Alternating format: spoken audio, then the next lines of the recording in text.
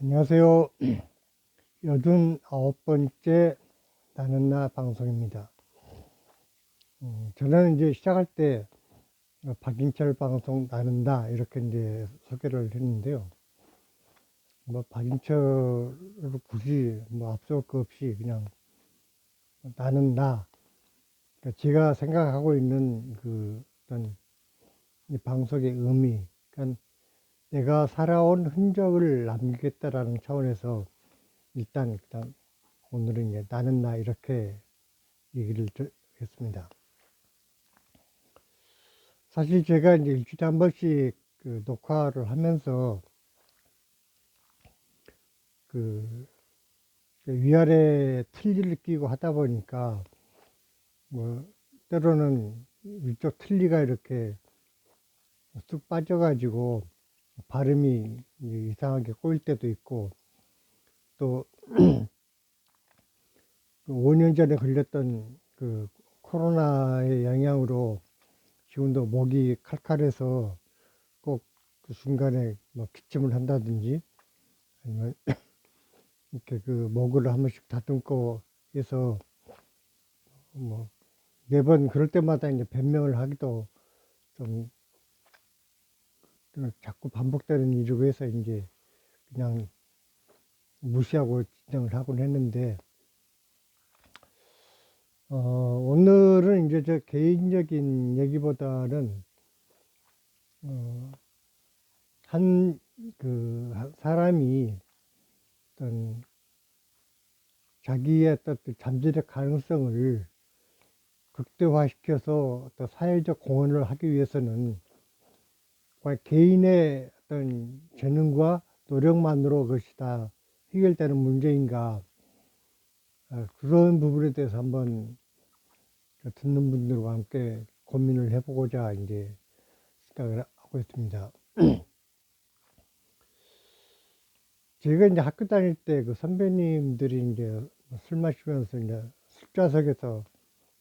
하는 얘기 중에 좀 기억에 남는 게, 코끼리와 고래를 비교를 하면서 육지에서는 이제 가장 큰 동물이 코끼리고 바다에서는 고래가 가장 큰 동물인데, 그럼 왜 육지에서는 고래만큼 큰 동물이 없을까? 그러니까 이 부분에 대해서 그 이제 환경을 이제 얘기를 하는 것이었습니다. 다시 말해서 고래는 이제 물속에서 살다 보니까 그 물의 부력에 의해서 뭐 무게가 이제 수톤이 되는 그런 육중한 그 자기 몸무게를 유지를 해도 얼마든지 이제 지탱을 하면서 살아갈 수 있는데, 육지에서는 그런 무게를 감당을 할 수가 없다는 것이죠. 그게 이제 그러니까 이제 예술을 하는 사람들의 입장에서 봤을 때 그러한 그 어떤 예술적 그 어떤 창조성이나 아니면 그 엄청난 그 노력에 따른 어떤 그 기술적 어떤 노하우라고 할까, 이런 부분들이 아무리 개인적인 역량을 키운다 할지라도 그 사회가 그러한 노력이나 재능을 받쳐주지 못하면은 100%그 사람의 능력을 구체화할 수 없다라는 그러한 얘기였습니다. 사실 우리가 그 이제 한민족이 낳은 위대한 예술가로 이제 백남준 씨를 많이 얘기를 하죠. 근데 이제 그분이 미국이 아니고 한국에서 작가로서의 그 활동을 했다라면은 그런 어떤 창의적인 어떤 미디어 아트라는 새로운 예술 분야를 개척할 수가 있었을까? 거기에 대한 답은 아닐 것이다라는 부정적인 그 확신이 대부분 이제 서게 됩니다. 물론 기술적인 측면에서의 어떤 한계도 있었겠지만, 그 당시 TV를 이용한 그 영상예술이라는 또 새로운 영역을 개척을 했는데, 대한민국 안에서 그분이 예술 활동을 했다라면은 그렇게 마음 놓고 남들이 안 해본 창의적인 어떤 세계를 개척해낼 수 있었을 것인가. 그런 측면에서 어려웠을 것이다라는 이제 결론을 내린다는 것이죠. 그 한 인간의 그 재능이 그 최대한 발현되기 위해서는 개인의 어떤 그 타고난 어떤 재능, 이것도 필요할 것이고, 또 후천적으로 이제 이루어지는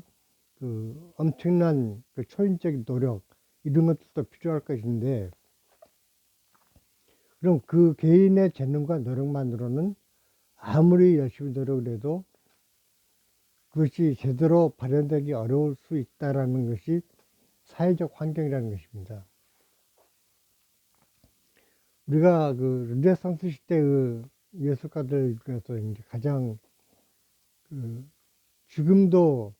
그 이탈리아에서는 그 미켈란젤로를 팔아서 먹고 산다라는 얘기가 있을 정도로 그 미켈란젤로가 가진 그 예술적 그 흔적 내지는 업적은 엄청난 것입니다. 물론 그 미켈란젤로가 그림을 그리다가 뭐 그 성당에 천정화를 쳐다보고 그리다가 목이 삐뚤었다는 등 아니면은 장화를 신고 계속 작업을 하다가 발이 부르터서 뭐 제대로 걷지도 못했다는 등 그런 이제 많은 그 노력에 따른 일화도 이제 있지만 무엇보다도 중요한 것은 그 당시 이탈리아에서 그 가장 어떤 부자로 이제 인정받았던 그 메디치 가문이라고 있었습니다. 요즘 우리나라 치면은 뭐 삼성가나 현대가 뭐 이런 쪽이겠죠. 근데 그러한 그 메디치가에서 미켈란젤로에 대한 그 전폭적인 지원을 아끼지 않았고 그 지원을 힘입어서 미켈란젤로는 회화, 조각 뭐 등등 그 당시 예술 분야에서는 정말 초인적인 이런 업적을 이제 남기고 있었습니다. 뭐 굳이 예술 분야가 아니더라도 예를 들어서 김연아 선수가 뭐 아프리카의 뭐 탄자니아나 뭐 이디오피아 같은 데에서 태어났더라면은 그러한 어떤 세계 챔피언으로서의 업적을 이룰 수 있었을까? 대한민국도 이제 피겨 스케이팅의 불모지라고 했지만 그나마도 하다못해 스케이트장이라도 있었기 때문에 그러한 청소년기에 훈련을 할 수가 있었고 그것이 개인의 어떤 재능과 그 치열한 노력에 의해서 세계 챔피언이라는 그 자리에까지 설 수 있는 그러한 여건이 마련되지 않았는가라는 생각을 하게 됩니다. 물론 이제 제가 학교 다닐 때까지만 해도 뭐 상당히 이제 촉망받는 학생으로서 이 장래를 이제 많은 사람들이 기대를 했었고 저 자신도 내가 어떻게든 누구에게도 그 뒤처지지 않는 예술가로서의 흔적을 남겨야겠다라는 결심을 하곤 했었는데 뭐 지금까지 제 유튜브를 들은 분들은 아시겠지만 그 가난과 장애라는 두 가지의 그 벽을 뛰어넘기에는 제 개인적 노력으로는 한계가 있었습니다. 그렇다고 해서 사회가 나를 뒷받침해 주지 않아서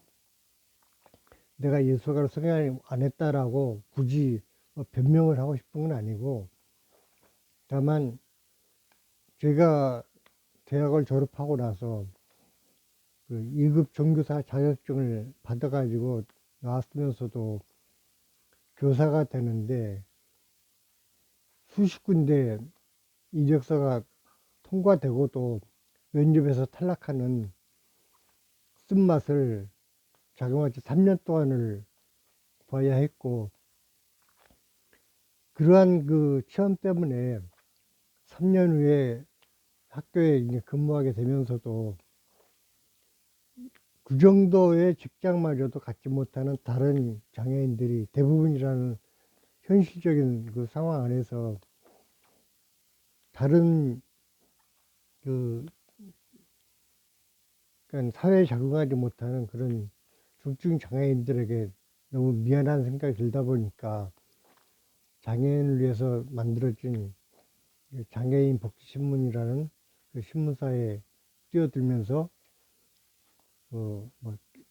어줍지 않은 기득권이지만 그것마저도 이제 내팽개치고 사회 운동을 해보겠다고 이제 뛰어나오면서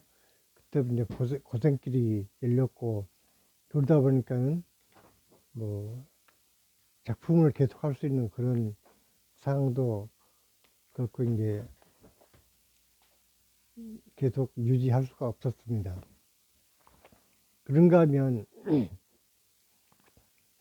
제가 이제 1학년 때 같은 기숙사에 있던 그 나이는 나보다 이제 한 5살 어리지만 뭐 같은 학번이고 하다 보니까 친구로 생각하는 그 친구가 있었는데 그 친구가 그 전국 수학 경시대회에서 그 전국 1등을 했다고 그러더라고요. 근데 그 친구가 서울대 이제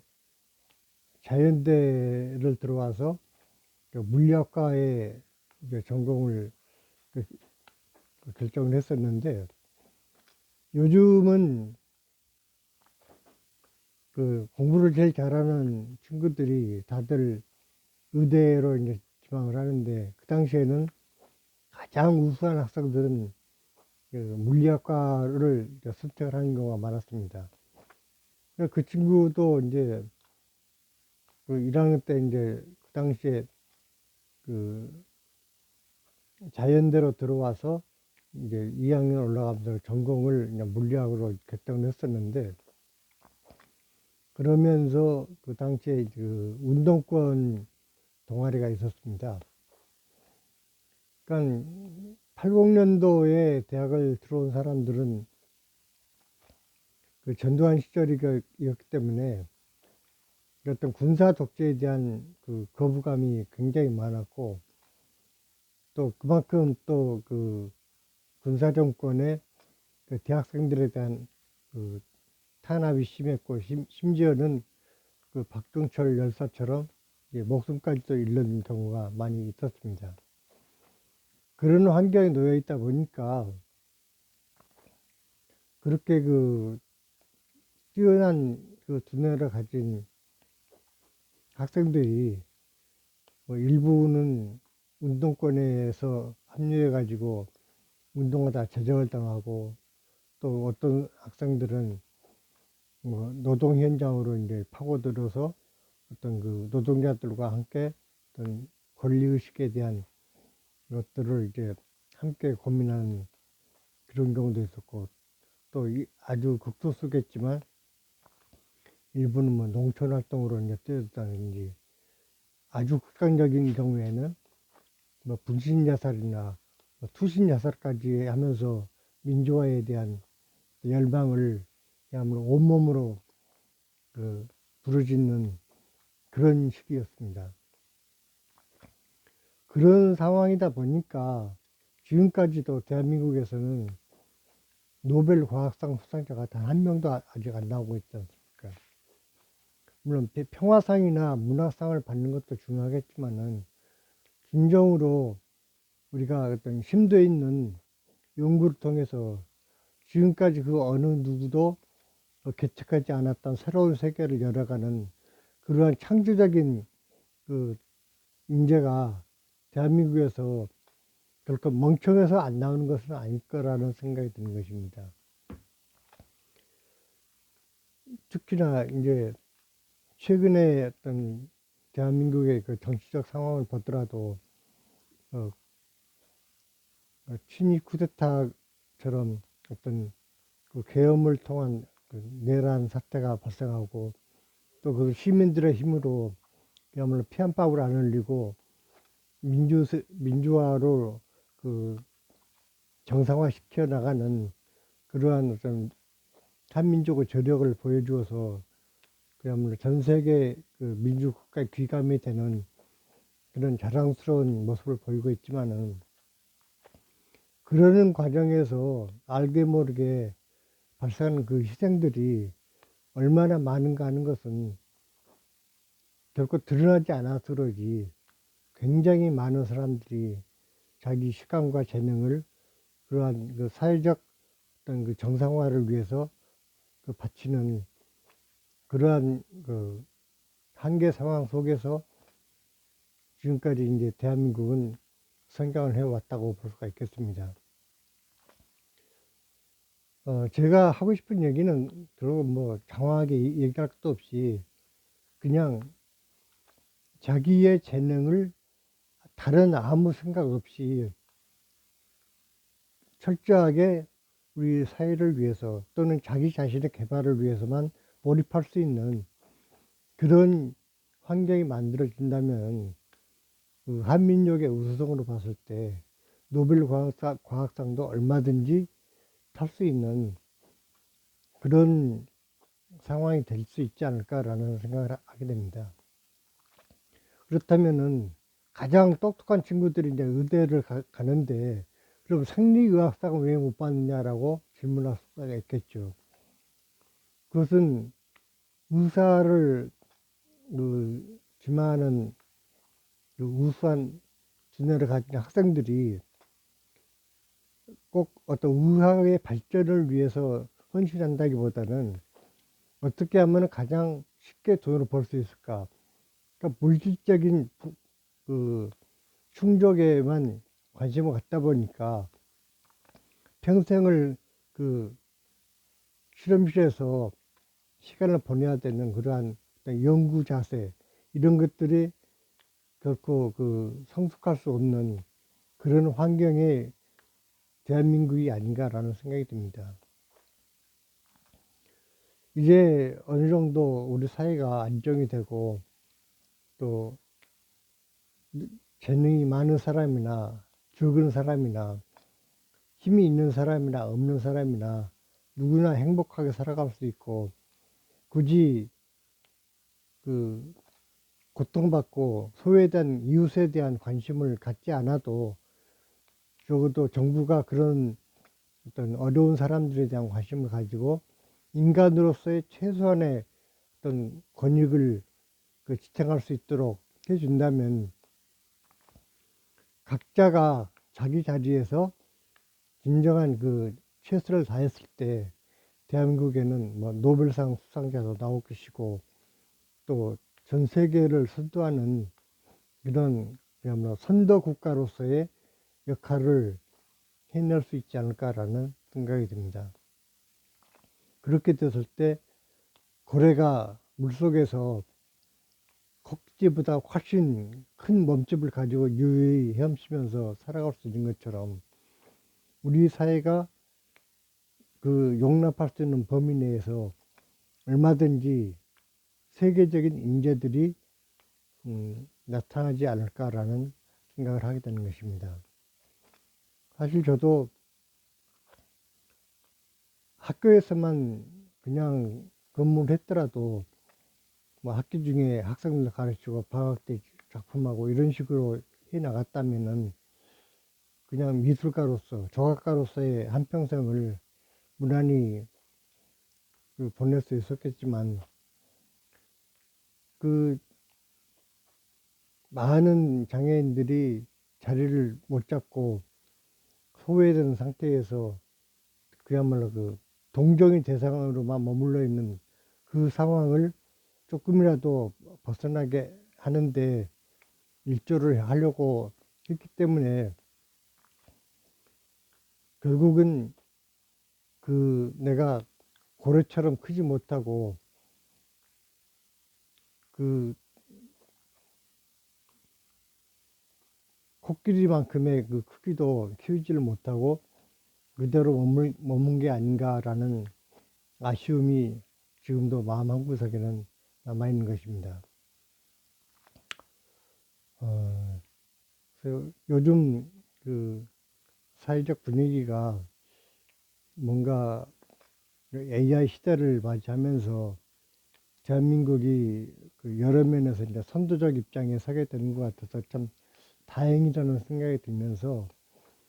적어도 앞으로 이 시대를 살아가는 우리 후배들은 얼마든지 자기가 가진 역량을 최대한 발현시켜서 당당한 세계인으로서 한민족의 역량을